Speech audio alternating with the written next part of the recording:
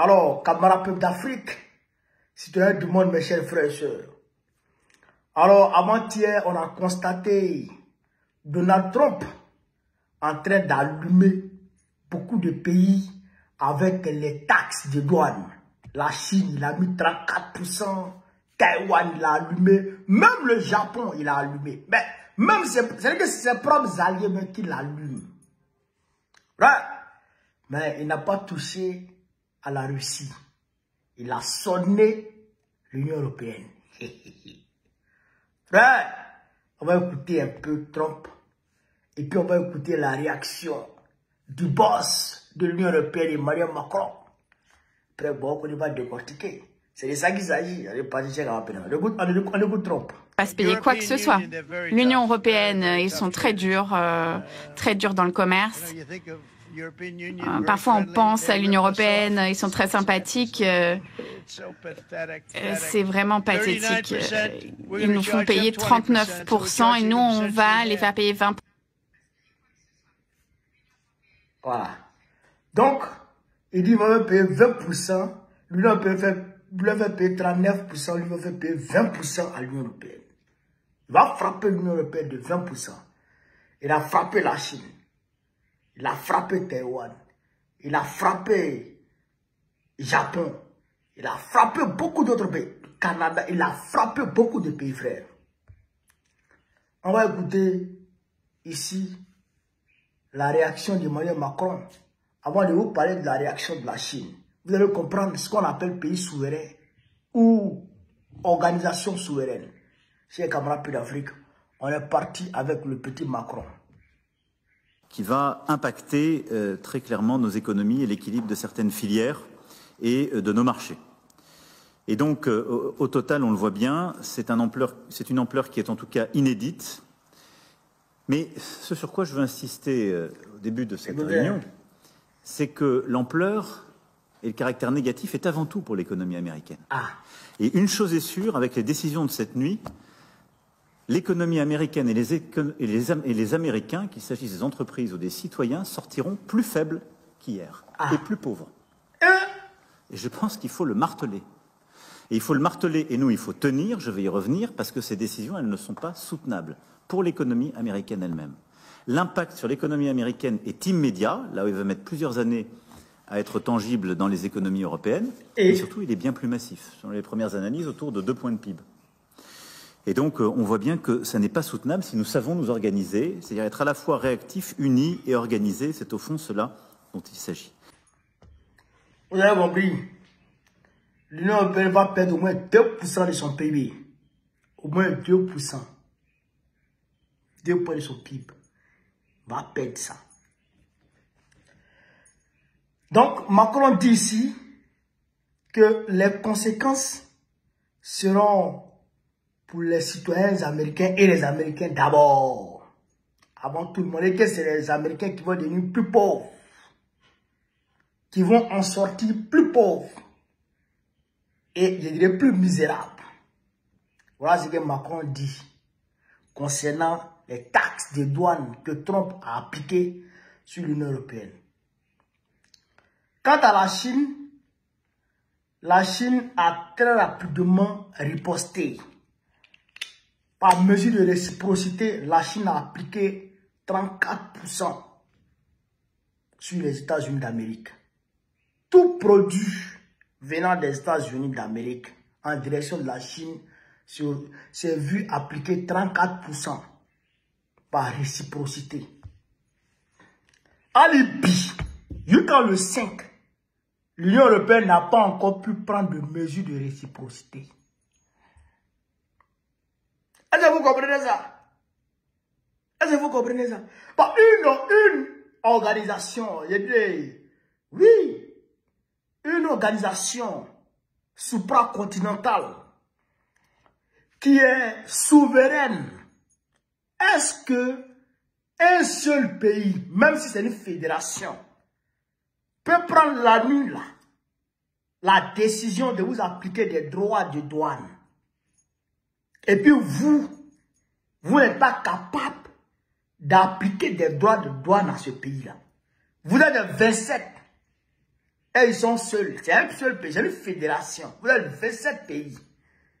Vous ne pouvez pas. La Chine, elle seule, même si c'est une fédération aussi, mais la Chine, elle seule, elle a appliqué 34%. Proportionnellement à ce que les États-Unis leur ont appliqué. Vous voyez un peu? Vous voyez un peu ce que j'ai dit? Toujours que l'Union européenne est un machin aux ordres des États-Unis.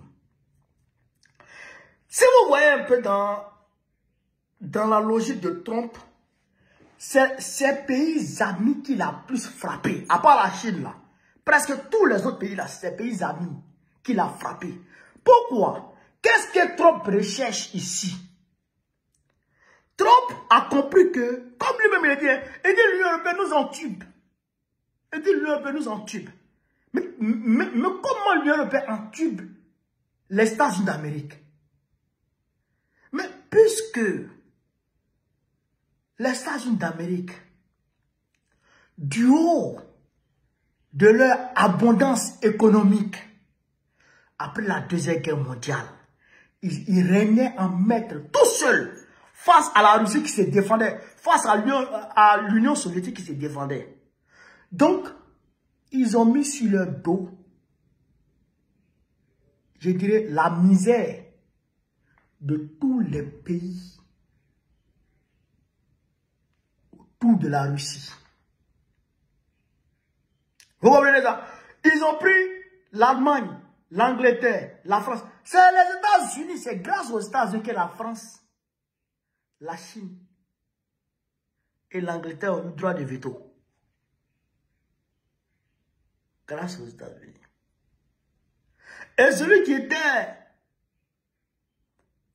avait le droit de veto hier, qui siégeait au Conseil de sécurité des Nations Unies comme membre permanent, c'était Chiang Kai-shek de Taïwan, qui avait fui quand Mao l'avait pourchassé après la Deuxième Guerre mondiale pour aller s'installer à Taïwan. C'est lui qui siégeait au Conseil de sécurité.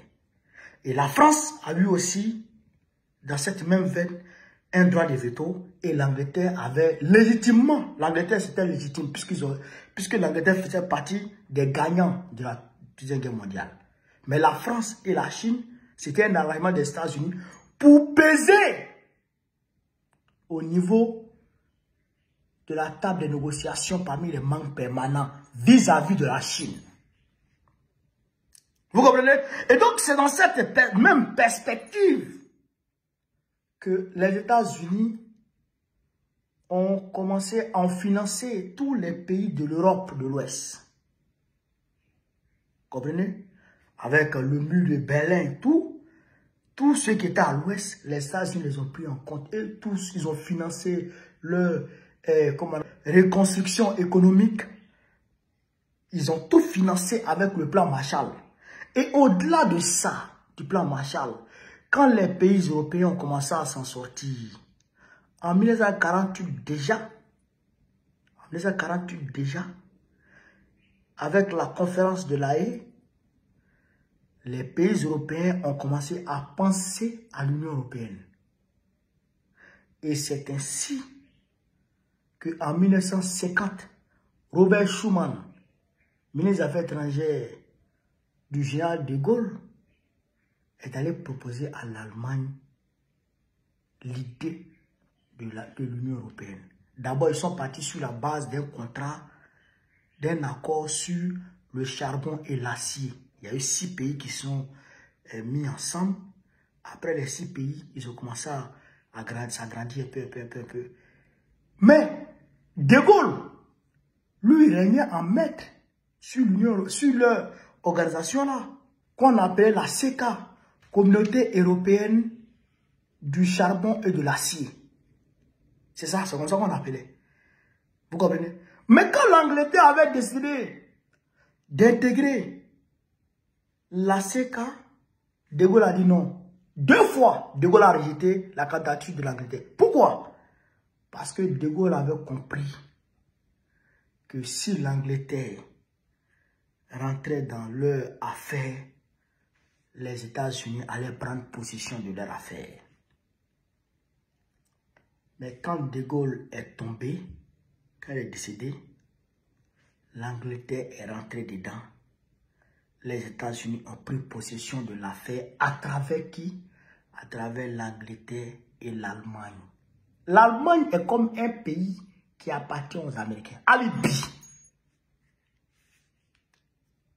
Les Américains ont 13 bases militaires en Allemagne avec plus de 34 000 soldats.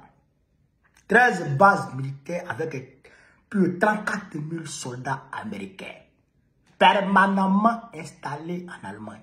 Donc, les Américains ont pris possession de qui? De l'Allemagne, de l'Union européenne à travers l'Allemagne et l'Angleterre et d'autres. Ce n'est même pas les Américains seuls. Tous les lobbies du monde, le monde capitaliste, les capitalistes du monde ont pris possession de l'Union européenne.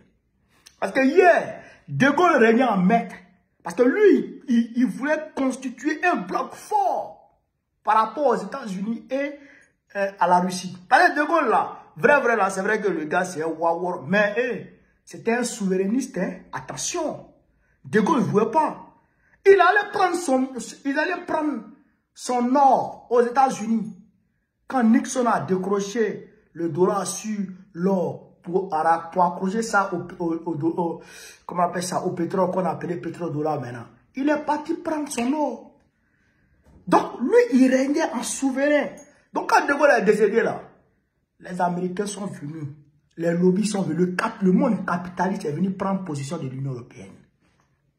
Vous comprenez? Donc quand vous voyez les extrémistes, les gens de l'extrême droite dire qu'ils vont quitter l'Union européenne, quittent l'Union européenne là, c'est pas pour rien. C'est parce que l'Union européenne n'a plus de souveraineté.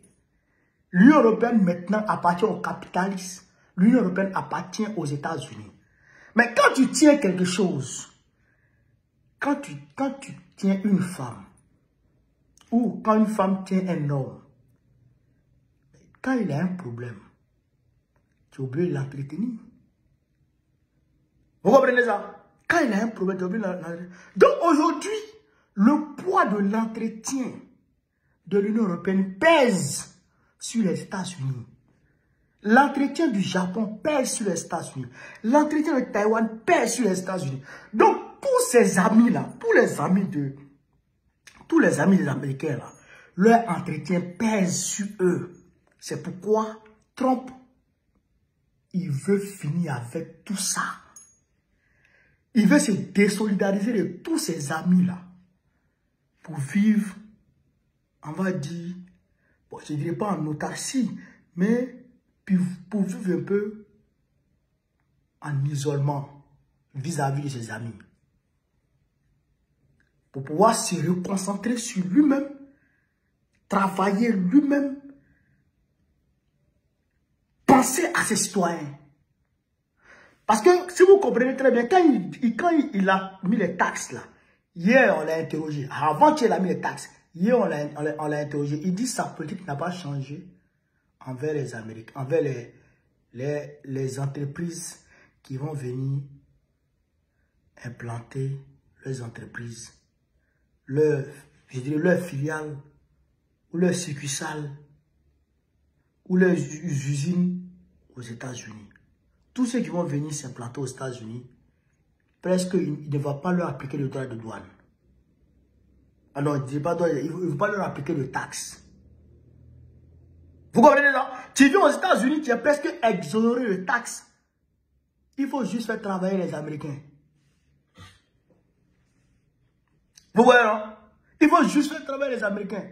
Trump, c'est un vrai nationaliste pur. Un nationaliste pur.